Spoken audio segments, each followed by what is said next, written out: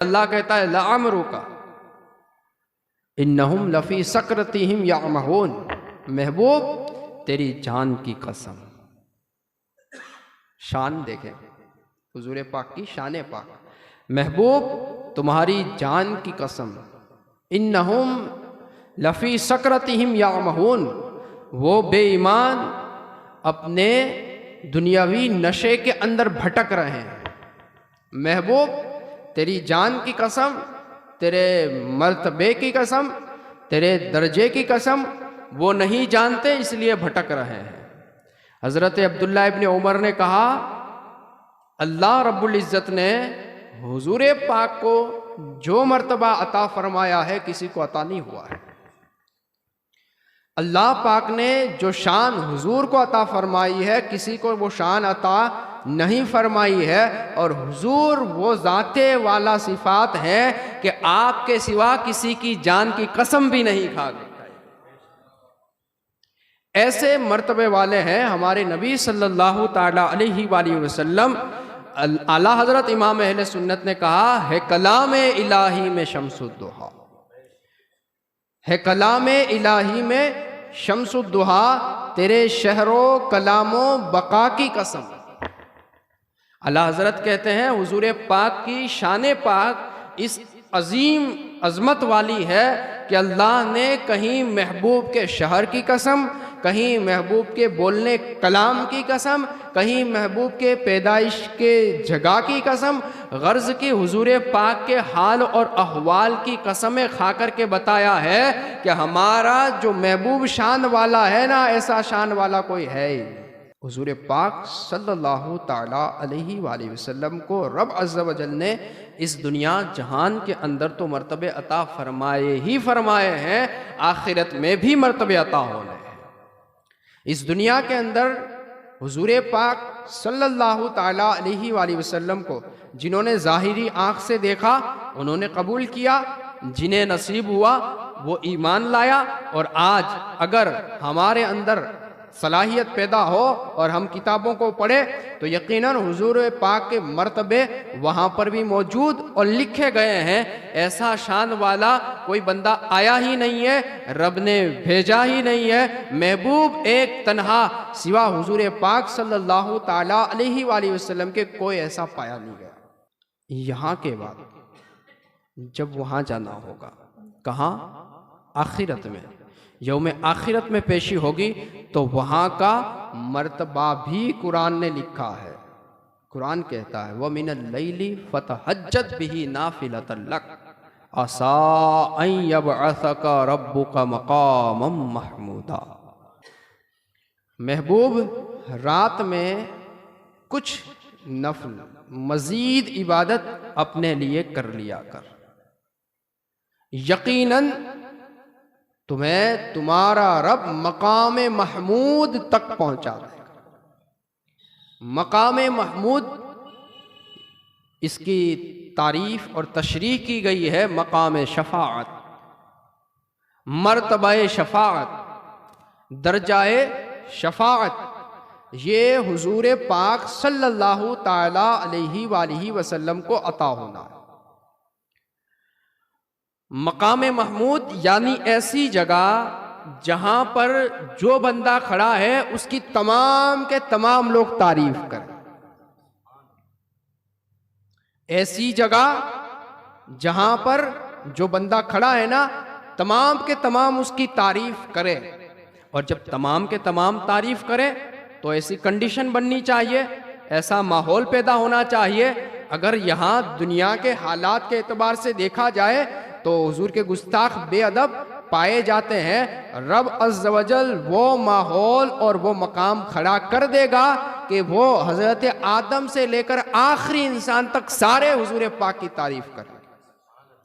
उसे क्या कहा जाता है? मकाम महमूद। मकाम महमूद कहा जाता है। हुजूर पाक सल्लल्लाहु ताला अलैहि वसल्लम की शान अल्लाह रब्बुल इज़्ज़त ने कितनी बढ़ाई। वासा यबअसका रब्बुका मकामम महमूदा, महबूब तुझे तेरा रब मकाम महमूद अता फरमाएगा। अब ये कहाँ होगा? मैदान महशर। होगा एक जलसा हश्र में ऐसा, जहां सरकार की अजमत की खिताबत होगी। सदरे महशर हमारा रब होगा, हजरते बुलबुले सिदरा की नकाबत होगी। हुजूर पाक सल्लल्लाहु ताला अलैहि वसल्लम को जो मकाम महमूद अता होना है, तो उससे पहले हमें समझना होगा हश्र के हालात, और उस पर एक नज़र डालनी होगी। वहाँ तमाम इंसान जमा होंगे। आज अगर हमारे भारत की जनसंख्या मालूम करनी हो तो आपको क्या आंकड़ा मिलता है? 150-140 करोड़, इतने इंसान हमारे भारत के। ये एक गणतरी है, बहुत पुरानी गणतरी है। अभी की गणतरी करने जाओ तो और मामला बहुत आगे जाएंगे। अब पूरी दुनिया की जनसंख्या लेने जाओ तो कितने? 700-800 करोड़, बल्कि उससे भी मज़ीद होगी, उससे भी ज़्यादा होगी। अब इतने सारे इंसान फिलहाल जिंदा हैं, तो कितने और आने हैं और कितने और चले गए हैं? वो सारे मैदान महशर में जमा होंगे। 700-800 करोड़ का आंकड़ा भी हमारे तो हजम नहीं होगा, लेकिन वो तो कई सारे चले गए। हुजूर पाक के गए हुए कितने साल हो गए? 1400 साल, 1446 साल हुजूर के गए हुए हो गए। हुजूर से पहले कई सारे आए और गए, और फिर अभी और आने हैं और जाने हैं। मान लो अगर हम हिसाब लगाएं कि 500 साल 600 साल और जीना है, तो भी कितने सारे लोग आ जाएंगे, और वो सारे मैदान महशर में जमा होंगे। सारे मैदान महशर में जमा होंगे और तमाम के तमाम परेशानी के आलम में होंगे। तमाम के तमाम नफ्सी के आलम में होंगे, यानी अपनी फिक्र में मुब्तला होंगे। रब अज़्ज़ा वजल का महबूब है, एक महबूब जो अपनी फिक्र में नहीं होगा। फिक्र में तो आप भी होंगे, लेकिन अपनी सेल्फ, खुद की नहीं। हुजूर पाक सल्लल्लाहु ताला अलैहि वसल्लम की ज़ात बाला सिफ़ात, अल्लाह रब्बुल इज़्ज़त ने नबियों को दर्जे अता फरमाए हैं। नबी मासूम होते हैं, गुनाह उनसे नहीं होने हैं, गुनाह उनके नाम पर आते ही नहीं है, बिल्कुल वो पाक ज़ातें होती है। अब मैं आपसे पूछूं, बताइए मैदान महशर का मतलब क्या होता है? मैदान महशर आपने सुना है, आपको पता है। महशर का मतलब क्या होगा? हिसाब व किताब का दिन। तो नबियों का तो हिसाब होना नहीं है, उनका तो हिसाब लिया क्या जाएगा? जब उनके नाम का गुनाह ही नहीं है तो हिसाब क्या लेना है? तो फिर नबियों का फिक्रमंद होने का मतलब क्या बनता है? नबी क्यों फिक्रमंद हुआ करेंगे? वो नफ्सी के आलम में क्यों आया करेंगे? मामला क्या है?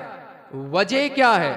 क्या सबब है? हदीसें लिखती है ना, किताबों के अंदर आया है, मैदान महशर की पूरी पब्लिक, सारी जनसंख्या, जितने सारे मौजूद होंगे, तमाम के तमाम जमा होकर के नबियों के दरों पर जाएंगे,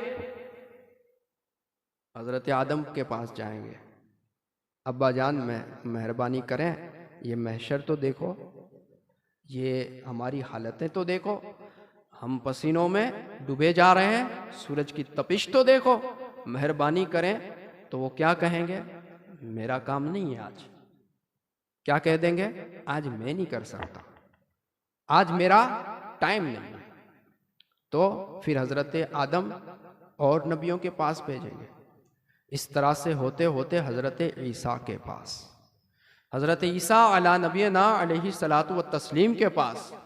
हजरत ईसा बड़ी शान वाले हैं, उलुल अज़्म अंबिया इकराम में से आते हैं। हजरत ईसा के पास जब तमाम जाएंगे तो हजरत ईसा कहेंगे मैं तो नहीं कर सकता, लेकिन एक है जो ये काम कर सकता है, जो ये काम कर ही देगा, और तुम उसके दर पर जाओ, उनके पास जाओ, और हम सारे चलते हैं उनकी बारगाह में जा करके हम अरीज़ा पेश करें ना, तो वो ज़ाते वाला सिफात, वो मर्तबे वाली ज़ात वो है ना, वो हाथ उठा देंगे, मामला बन जाएगा। आला हजरत की भाषा में कहे तो पेशे हक मुज़दा शफाअत का सुनाते जाएंगे। पेशे हक खुदा के रूबरू, मुज़दा यानी खुशखबरी, पेशे हक मुज़दा शफाअत का सुनाते जाएंगे। आप रोते जाएंगे, हमको हंसाते जाएंगे। का एक ज़ात है, चलो हुजूर पाक के पास जाएंगे, अना लहा का मुजदा सुनाते जाएंगे।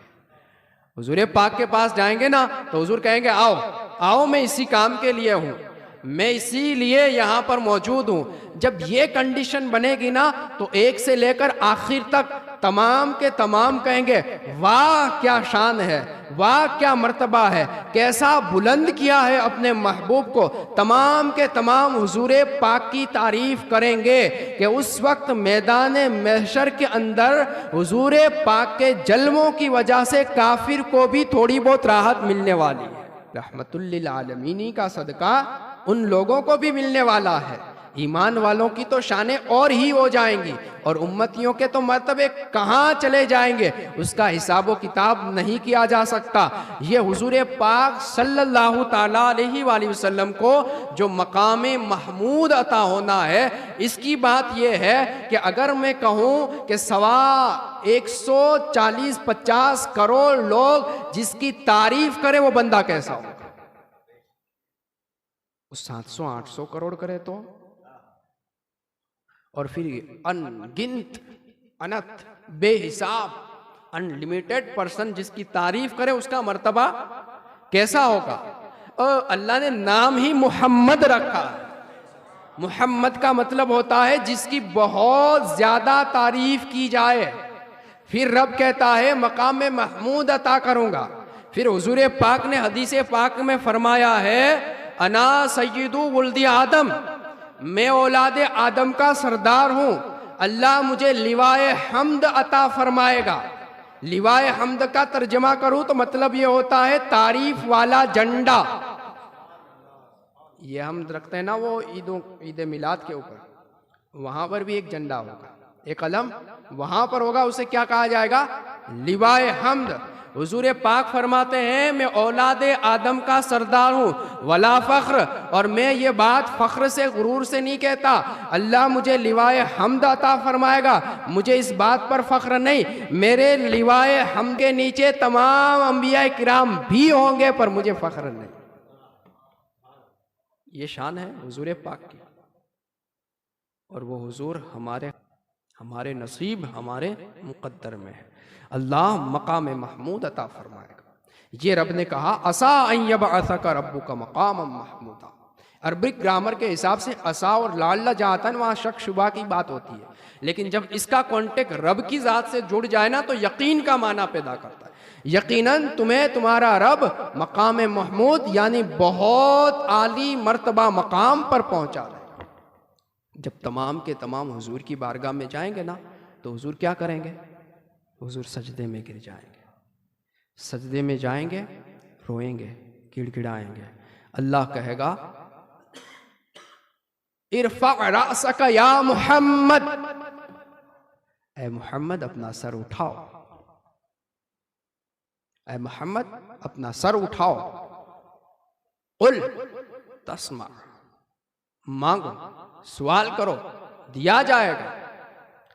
जो तुम सवाल करोगे अता कर दिया जाएगा।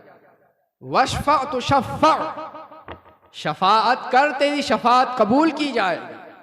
हुजूर पाक का वो मर्तबा हो जाएगा कि अब हुजूर बोलते चले जाएं, अल्लाह फैसले लेता चला जाएगा, फैसले होने लग जाएंगे। मामलात जो बिगड़े थे ना वो सुधरते चले जाएंगे। हुजूर पाक खुद रोते जाएंगे, हमको हंसाते जाएंगे। ये इमाम ने बड़े सादे लहजे में और इश्क में डूब करके कह दिया था कि ये हुजूर पाक की शान बाबरकत है ना वो इतनी ऊंची है, गम का, दुख का, परेशानियों का माहौल है, लेकिन हुजूर पाक उन परेशानियों से हमें छुड़ाने वाले हैं। पेश हक मुजदा शफात का सुनाते जाएंगे, आप रोते जाएंगे, हमको हंसाते जाएंगे। और आला हजरत ने दूसरी जगह कहा कलीमो नजी मसीहो सफ़ी, सभी से कही कहीं भी बनी। कलीमो नजी बड़ा प्यारा शेर है। कलीमो नजी मसीहो सफ़ी, सभी से कही कहीं भी बनी नहीं बनी। कलीम हजरत मूसा कलीमुल्लाह, हजरत नूह नजीउल्लाह, कलीमो नजी। मसीह हजरत ईसा, कलीमो नजी मसीहो सफ़ी, सफ़ी हज़रत आदम सफ़ीउल्लाह, कलीमो नजी मसीहो सफ़ी सभी से कही। कहने तो गए थे हज़रत आदम मेहरबानी करें, हज़रत मूसा मेहरबानी करें, हज़रत ईसा मेहरबानी करें, हज़रत नूह मेहरबानी करें, सभी से कही, कहीं भी बनी ये बेखबरी के खल्क फिरी, कहाँ से कहाँ तुम्हारे। हुजूर पाक के पता को ढूंढने के लिए, एड्रेस को ढूंढने के लिए तमाम दरबदरी करते रहे, एक दूसरे के पास जाते रहे, लेकिन कहीं मामला बना नहीं, बना महबूब के दर पर आकर के। अब जो दुनिया में हुजूर पाक की शफाअत का इनकार करता हो, जिसे हुजूर पाक की शफाअत दुनिया में समझ में ना आ रही हो, जो हुजूर पाक के मर्तबे को इस दुनिया में ना समझ पाए, खारजी किस्म का इंसान जो दुनिया में हुजूर पाक के मर्तबे की जब बात आए, यही आयतें वो भी पढ़ते हैं जो हम पढ़ते हैं, जो ये मैंने तिलावत किया वो लोग भी तिलावत करते हैं, और जगह जगह जहाँ कुरान में आता है वहाँ पढ़ा जाता है, हदीसों में आता है, शफाअत की बातें ज़रूर आती है, शफाअत के बाब ज़रूर बांधे जाते हैं, ये सारे सब्जेक्ट, सारी चीज़ें मौजूद होती हैं। वो अक्ल का दुश्मन, खुद का दुश्मन तर्जमा और वहाँ की जो तफसीर करता है वो इस अंदाज से करता है माअज़ल्लाह के जहाँ पर हुजूर पाक का मर्तबा ज़ाहिर ना हो। हुजूर पाक की शान ज़ाहिर ना, एक सुन्नी सहीहुल अकीदा करे ना तो उसका लुत्फ़ अलग होता है, और ये बदतरीन किस्म की मखलूक जब करती है ना तो वहाँ पर हुजूर पाक के शान और मर्तबे ज़ाहिर ना हो, इस अंदाज से बात करते हैं और लोगों को हुजूर पाक के मर्तबों से आगाह नहीं होने देते, हटा देते। तर्जमा इस किस्म का किया जाता है कि वहाँ सामने वाले इंसान के दिलो दिमाग के अंदर इश्क़ मुस्तफ़ा और तारीफ़ात मुस्तफ़ा, हुजूर पाक से प्यार न जागे और इस अंदाज की बातें करके छोड़ देते हैं। वरना ये सारी चीज़ें जिन्हें शफ़ाअत मुस्तफ़ा कहा जाए, अज़मत मुस्तफ़ा कहा जाए, शान मुस्तफ़ा कहा जाए, वो सारी चीज़ें कुरान मजीद फुरकान हमीद की पहली दलील होती है। हदीस भी बाद में लाई जाती है, दूसरी दलीलें भी बाद में लाई जाती है, पहले कुरान पढ़ करके शान मुस्तफ़ा को बयान किया जाता है। किसी की कसमें नहीं खाई गई, सिर्फ हुजूर पाक सल्लल्लाहु ताला अलैहि वसल्लम की शान और आपकी जान, आपकी कसम खाई गई है, किसी और की कसम कहीं नहीं खाई गई है। जिक्र नबियों के आए हैं, कुरान के अंदर नबियों की बातें आई हैं, उनकी कौम के पूरे पूरे हालात बयान किए गए हैं, अज़ाबों के तज़किरे आए हुए हैं। हज़रत मूसा, हज़रत आदम के तज़किरे आप बार बार पढ़ेंगे, हज़रत इब्राहीम के तज़किरे बार बार पढ़ेंगे, हज़रत ईसा के तज़किरे आप पढ़ते रहेंगे, लेकिन कहीं भी किसी नबी के नाम की कसम नहीं खाई है। सिर्फ हुजूर पाक की शान वो है कि रब ने हुजूर पाक की कसम पाक खाई। रब कहता है ला उक़सिमु बिहाज़ल बलद व अंत हिल्लुम बिहाज़ल बलद, महबूब जिस शहर में तू है ना उस शहर की कसम, वद्दुहा चेहरे मुस्तफ़ा की कसम, अलम नशरह लक सदरक के अंदर हुजूर पाक के सीने पाक की बात की जाती है। गर्ज की जगह जगह हुजूर पाक का तज़किरा और आपकी कसमें खाई जाती है। बल्कि अल्लामा हसन ने तो यूं कहा, फ़कत इतना सबब है इन इक़ादे बज़्म महशर का, महशर की पूरी जो महफिल सजनी है ना, महशर का जो पूरा समा खड़ा किया जाना है, उसका एक ही कारण है। क्या कारण है? फ़कत इतना सबब है इन इक़ादे बज़्म महशर का कि तुम्हारी शान महबूबी दिखाई जाने वाली,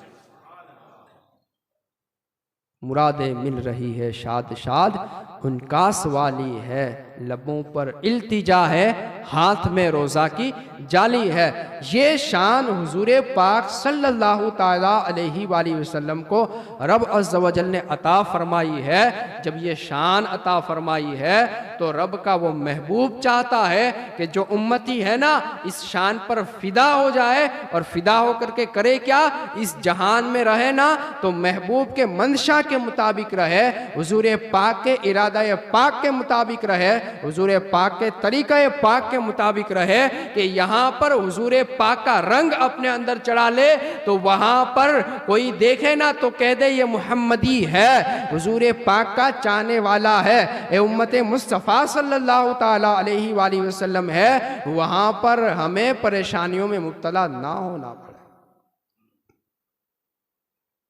और यहाँ पर धांधली की हो तो, यहाँ पर रोल गोल चलाया हो तो, यहाँ पर किसी और के सिस्टम के ऊपर आप चले हो तो वहाँ पर फिर फंसना है, वहाँ पर मामला बिगड़ जाना है। बल्कि आपको हैरत होनी चाहिए, कुरान मजीद फुरकान हमीद की वो आयत पाक जिनके अंदर अल्लाह के नबी सल्लल्लाहु ताला अलैहि वसल्लम उम्मत की याद करके रोए हैं, उम्मत के तज़किरे पढ़ करके, औरों के तज़किरे पढ़ करके हुजूर पाक इस उम्मत को याद करके रोने लग गए। कुरान मजीद फुरकान हमीद की आयत पाक है, रब्बी इन्नहुन्ना अज़लल्ना कसीरम मिनन नास फमन तबिअनी फ़इन्नहु मिन्नी वमन असानी फ़इन्नका गफ़ूरुर रहीम। हज़रत इब्राहीम खलीलुल्लाह तबलीग की, कौम को समझाया, खुदा का पता दिया, झूठे माबूदों की झूठा जो सिस्टम था वो जाहिर किया। आग नमरूद ने जो आग जलाई उसके अंदर हज़रत इब्राहिम गए, चिज़ाना शान के साथ बाहर आए, ये सारी चीज़ें हो गई, लेकिन कौम नहीं मानी। तो हज़रत इब्राहिम कहते हैं, है मेरे रब, इन बुतों ने बहुत सारे लोगों को गुमराह कर दिया है। तो ये जो गुमराह शुदा लोग हैं ना, अगर उनमें से कोई मेरी इत्तिबा करे तो मेरा साथी है, अगर कोई मेरी मान ले, इताअत कर ले, मेरी बात को कबूल कर ले, तेरे कहे हुए फरमान के मुताबिक आ जाए तो फिर वो मेरा है। वमन असानी, और अगर वो नाफरमानी करे फ़इन्नका गफ़ूरुर रहीम, तो फिर तू बख्शने वाला मेहरबान। ये आयत पाक हुजूर पाक पढ़ते जा रहे हैं, रोए जा रहे हैं। तो ये क्या बात हो गई? एक कौम मानी नहीं है, अल्लाह का नबी कहता है मानने वाला मेरा है, नाफरमान मेरा नहीं है। मान लेगा उसके लिए मैं नबी, माने कबूल करे उसकी मदद करने वाला मैं, और जो न माने मौला उसको मैं तेरे हवाले करता हूं, यानी अब वो मेरा नहीं है, मैं इसकी जिम्मेदारी नहीं लेता हूं। हुजूर पाक की आंखों में आंसू जारी है। दूसरी आयत पाक जिसके अंदर हजरत ईसा ने बात की है, इन तुअज़्ज़िबहुम फ़इन्नहुम इबादुक व इन तग़फ़िर लहुम फ़इन्नका अंतल अज़ीज़ुल हकीम। ए अल्लाह, अगर नाफरमानों को तू अजाब देना तो वो तेरे बंदे हैं, फ़इन्नहुम इबादुक, वो तेरे बंदे हैं, और अगर तूने बख्श दे तो यकीनन तू अजीज़ हिकमत वाला है। हुजूर पाक इन आयतों को बार बार पढ़े जा रहे हैं, बार बार पढ़े जा रहे हैं कि ये क्या तज़किरे और क्या बात हो गई। नाफरमान, गुनाहों में डूबे हुए, गुनाहों में मुब्तला लोग, उनको नबियों ने कहा ये हमारे नहीं है, हम उनके नहीं है, इनका हमसे कोई ताल्लुक नहीं है। तो हुजूर पाक रोए जा रहे हैं, मौला फिर मेरी उम्मत का क्या होगा, मेरे मानने वालों का क्या होगा, जो गुनाहों में डूब चुके हैं उनकी हालत क्या हुई होगी। हुजूर पाक रोए जा रहे हैं और रब की बारगाह में अर्ज करते चले जाते हैं। अल्लाह कहता है जिब्राइल जा और महबूब को मुजदा सुना, महबूब तुम्हारा रब तुम्हें इतना देगा कि तुम राजी हो जाओगे। महबूब तुम्हारा रब तुम्हें राजी करके छोड़ेगा, तुम्हारा रब तुम्हें दुख में मुब्तला करके नहीं छोड़ने वाला है। ये मुजदा लेकर के हज़रत जिब्राइल अलैहिस्सलाम आए। सोचो लोगों, क्या शान और क्या मर्तबा रब ने अता फरमाया है, और इस उम्मत की भी क्या शान और क्या अज़मत बन जाती है कि नबी रहमत महबूब सल्लल्लाहु ताला अलैहि वसल्लम इसके गम में रोया कर। वरना जिस तरह से ये नबियों की गुस्ताखी बेअदबी मकसद नहीं है, मतलब कहते हैं ना कि हाथ ऊंचे कर देना। हज़रत इब्राहीम खलीलुल्लाह ने क्या कहा, मौला मेरा वो है जो मेरी माने, बाकी जो तेरा है। हज़रत ईसा ने क्या कहा, मौला वही जो मानने वाला है वो मेरा है, बाकी मेरा उससे कोई ताल्लुक़ नहीं है। हुजूर पाक क्या कह रहे हैं, सारे ही मेरे हैं। हुजूर पाक क्या कह रहे हैं, तमाम के तमाम मेरे उम्मती हैं। ए रब, मेरी उम्मत के हाल पर रहम फरमा, करम फरमा। हुजूर पाक दुआएं करते चले जा रहे हैं और रब भी कहता है मोहम्मद हम तुझे राजी करेंगे। वला सौफा युअतीका रब्बुका फतरदा, ये कुरान मजीद फुराकान हमीद की सूरत दुहा के अंदर है। रब कहता है महबूब अनकरीब तुम्हारा रब तुम्हें इतना देगा कि तुम राजी हो जाओ। ये शान है। अब इससे निचोड़ क्या निकलता है, क्या करना चाहिए? જ્યારે બક્ષિસ મળી જ જાય છે, શફાત થઈ જ જવાની છે, તો પછી શું કરવું જોઈએ? કાંઈ કરવાની જરૂર જ નથી. સારું લાગે ત્યારે ઇબાદત કરવાની, ના લાગે તો શું વાંધો છે? अच्छा लगे तो नेकी करेंगे, नहीं लगे तो क्या फर्क पड़ता है? जब शफात हो ही जाने वाली है, जब बख्शिश मिल ही जाने वाली है। ये सारी चीज़ें ना बोलने से पहले हमें बहुत कुछ सोचना होता है, बहुत सारी फील्डिंग सेट करनी होती है, वरना ये कौम जो सिर्फ मतलब की बातें याद रखती है, मतलब की बात समझती है, और उसे कह दिया जाए कि तुम सारे बख्शाए बख्शाए हो, मस्जिदें खाली हैं, अभी भी भरी तो नहीं है, लेकिन जो कुछ मिल जाते हैं ना वो भी नहीं मिलेगा। जो गुनाहों का खौफ रखते हैं, डर रखते हैं, गुनाहों का खौफ और डर छोड़ देंगे। क्या करेंगे? कलमे पढ़ लेंगे, जब डर लगेगा कलमा पढ़ लेंगे, कलमे की तस्बीह पढ़ लेंगे, और फिर मौत के वक्त जब मौत का फरिश्ता आ जाएगा तब तो हमारे रिश्तेदार बैठे ही होंगे, वो माअल्लाह हमें कलमा पढ़ा ही देने वाले हैं। ये सोच करके हम सारे इतने गाफिल हो जाते हैं, और वो हदीसें जिनके अंदर हुजूर पाक की शफात, बख्शिश की बातें हैं और कलिमाए तय्यबा के दर्जों का बयान किया गया है, उम्मत ने याद कर ली है। बाकी हदीसें तो वो भी है ना जिसके अंदर ये कहा गया है नमाज फर्ज है, वो भी हदीसें हैं, और याद करने को बिल्कुल छोटा सा जुमला है, वो याद नहीं है। सारी कौम को ये याद है जिसने ला इलाहा इल्लल्लाह कहा दखलल जन्नह, जन्नत में दाखिल, ये सारों को याद है। लेकिन जिसके अंदर हुजूर पाक ने कहा नमाज जिसने जानबूझ करके छोड़ी फकत कफर, उसने कुफ्र कर डाला। इसका तर्जमे में फेर किया जाता है, इमाम आजम के तरीके के मुताबिक तर्जमा करके कहा जाता है वो कुफ्र के नजदीक पहुंच गया। बाकी 3 इमामों के पास जाओ ना, वो कहेंगे वो काफिर हो चुका जिसने नमाज छोड़ दी, वो काफिर हो चुकी जिसने नमाज छोड़ दी है, वो औलादे काफिर हो चुकी जिसने नमाज छोड़ दी है। इस तरह तर्जमा किया जाएगा। इमाम आजम अबू हनीफा के तरीके, ये कौम को याद नहीं है। क्या मतलब याद है? ला इलाहा इल्लल्लाह का, वो जन्नत में दाखिल होगा, ईमान वाला जन्नत में दाखिल होगा। बात सही है, लेकिन ईमान के एड्रेस तक पहुंचने के लिए बहुत कुछ जरूरी है, ईमान बचाने के लिए बहुत कुछ जरूरी है, दौलत ईमान को संभालने के लिए बहुत कुछ जरूरी है। चलते फिरते सेहत के साथ कलिमा जुबान पर आ जाना बहुत आसान है, बहुत आसानी के साथ। रोजाना छोटे छोटे बच्चे कई मर्तबा कलिमे पढ़ डालते हैं, और जहां देखो वहां पर उन्हें पढ़ाए जाते हैं। माएँ सोते वक्त पढ़ाती होंगी, लेकिन जब सकरात के मौत की घड़ियां होना, तब किसी के अंदर सकत नहीं कि मरने वाले को जुबान पर कलमा चढ़ा सके। ये 150 करोड़ जमा होकर के किसी एक के ऊपर कलमा पड़े ना, तो अल्लाह न चाहे तो कलमा नहीं पढ़ सकता।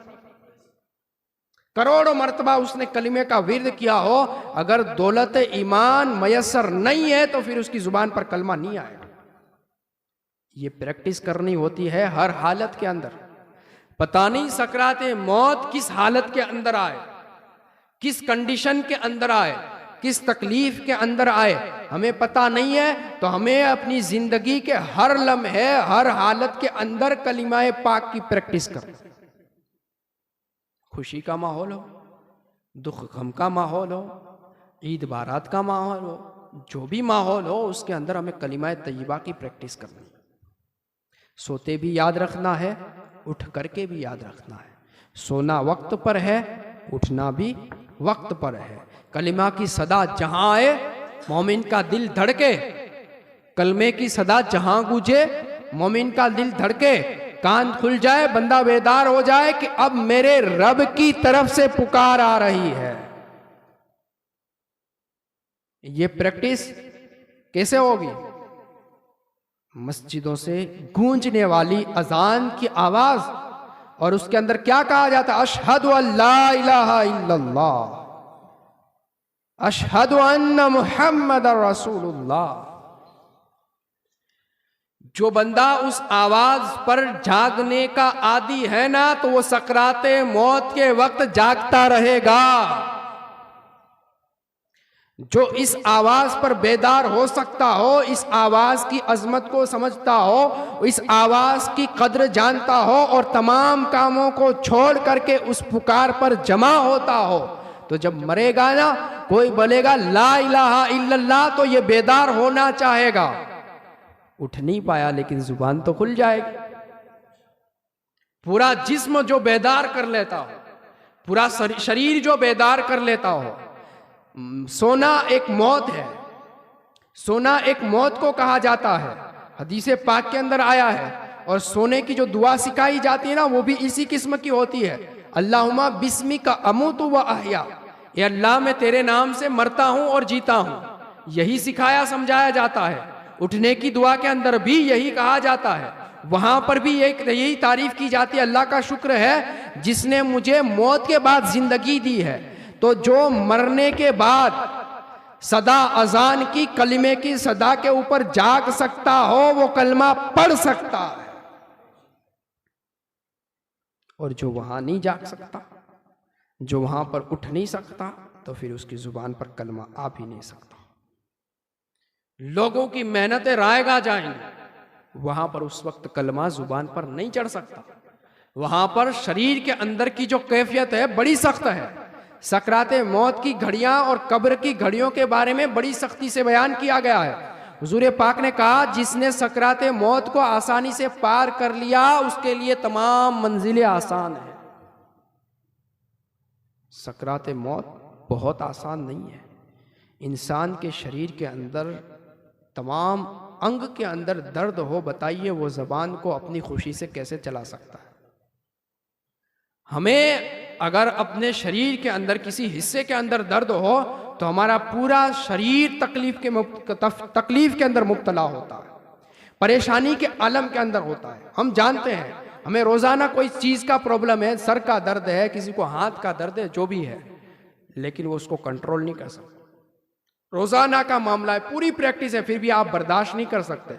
जब सकराते मौत की घड़ी होती है ना, हुजूर पाक ने कहा, हर अंग से, हर नस से रूह खींची जाती है, पूरा शरीर तकलीफ में मुब्तला हो।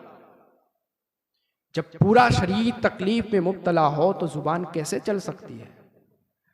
पूरे शरीर के अंदर कमजोर जगह आप मान ले तो जुबान को आप कह सकते हैं, इसके अंदर कोई हड्डी नहीं है, ये तो चलने को तेज है, बाकी उसके अंदर कोई ताकत नहीं है। ये जुबान अपनी खुशी से उठ कैसे पाएगी? इसको अपनी खुशी से उठाने के लिए आपको हर लम्हा और हर घड़ी उसको प्रैक्टिस में डालना है। कलीमाए तय्यबा सिर्फ रटन नहीं करना है, उसको समझना है, सीखना है, और जो जो उसके अंदर कहा जाता है वो सारा दिलो दिमाग के अंदर बिठा लेना है, ताकि वो हदीसे पाक जिसके अंदर कहा गया है कि हुजूर पाक की शफाअत पाक नसीब होनी है, कलमा पढ़ने वाला जन्नत में जाएगा, वो सादिक आए और उसके फायदे हमें मिले, वरना फायदे नहीं मिलने वाले। जो कलिमा के साथ गया ना, वो कामयाब है। जो बगैर कलिमे के गया, वो कामयाब नहीं हो सकता। जिसने कलिमा का सिर्फ इस्तेमाल किया हो, वो नहीं कामयाब है। जिसने कलिमा को दिलो जान से लिया हो, तो वो कामयाब हो, वो कामयाब है और उसे नफा होने वाला है, वरना नफा नहीं हो सकता। फिर हमारे जिंदे मुर्दों के पीछे तो करोड़ों के दुरूद दुआत कलिमे भेजते हैं, कोई फायदा नहीं। अगर ईमान के साथ रूह कब्ज़ होती है, तो शफाअत मुस्तफ़ा मकाम महमूद हुजूर पाक का जो है ना, उसके फ़ायदे हमें होने हैं। लिवाए हमद का जो झंडा है, उसके नीचे जगह तब जाकर मिलने वाली है। हुजूर पाक की शफाअत से हज़रत गौसे आज़म को मर्तबा मिलेगा, तो दामने गौसे आज़म बाद में मिलेगा। दामन गरीब नवाज बाद में मिलेगा। सच्चे पीर के मुरीद हों तो उनका सपोर्ट बाद में मिलने वाला है, लेकिन अगर कलीमा नसीब नहीं होता है तो कुछ भी फायदा नहीं। कहना ये है, अब लोगों ने क्या सीख लिया, कलमा पढ़े रखो बाकी बदू हाल से, नमाजें छोड़ दो, इबादतें छोड़ दो, सुन्नतें छोड़ दो, तरीके छोड़ दो, मजहब माअज़ल्लाह छोड़ दो, बाकी सब चलेगा। कोई किसी तरह का इस मामले के अंदर टेंशन लेता नहीं है। यूं नमाजें हो रही होंगी, कौम नाचेगी, कूदेगी, बाजेगी, बजाएगी, ये सारे काम कौम करेगी। अगर इसी कौम को समझाया सिखाया गया होता कि भाई इसका मतलब ये नहीं होता कि आप कुछ भी करो, हलाल भी ठीक है, हराम भी ठीक है, अच्छा भी ठीक है, गंदा भी ठीक है, सारा कुछ ठीक है, अगर उस सारी चीज़ें अगर ये ना बताएं और इसके अंदर कोई फर्क ना करे, भाई अच्छा अच्छा होता है, बुरा बुरा होता है। आप मुसलमान हैं और इस्लाम के कुछ कानून हुआ करते हैं, आप मुसलमान हैं तो आपके तरीके ऐसे होने चाहिए। अगर ये नहीं सिखाया जाए तो क्या होगा कौम का? हालत यहां तक बिगड़ी रखी है। बाकी सीधी सिंपल बात है, फर्ज नमाज के लिए औरत मस्जिद में आती है, न्याज के लिए मार्केट में क्यों आती है? हमारी अपनी बहन बेटियां होती है, कौन होता है? और तो कोई बाहर से वो पार्सल तो नहीं भेजे जाते, हमारी अपनी ही होती हैं। कैसे आ जाता है? कौन सिखाता है? कौन समझाता है? क्यों ऐसा होता है? बस वजह यह है ना कि गलत चीज़ें थोपी गई हैं और वो झूठे अज्ञान लोगों ने थोप दी है और गलत तरीके से वो सारी चीज़ें फैलती चली जाती हैं। बस वही उनका लूट का बाजार होता है, वो गर्म रहता है और लोग उसके चक्कर में फंस जाया करते हैं। लोगों, हुजूर पाक की शफाअत पाक यकीनन हक़ है और वो बड़ी शान का मर्तबा है, लेकिन वो नसीब उसको होना है जो ईमान के साथ दुनिया के से जाए, कलीमा पढ़ता पढ़ता दुनिया से चला जाए। और कलीमा नसीब उसको होना है जो ज़िंदगी के अंदर कलमे की अहमियत समझे, उसका एहतराम करे, उसका अदब करे, और उसका अदब व एहतराम के लिए सबसे पहली नमाज है। अस्सलामु अलैकुम।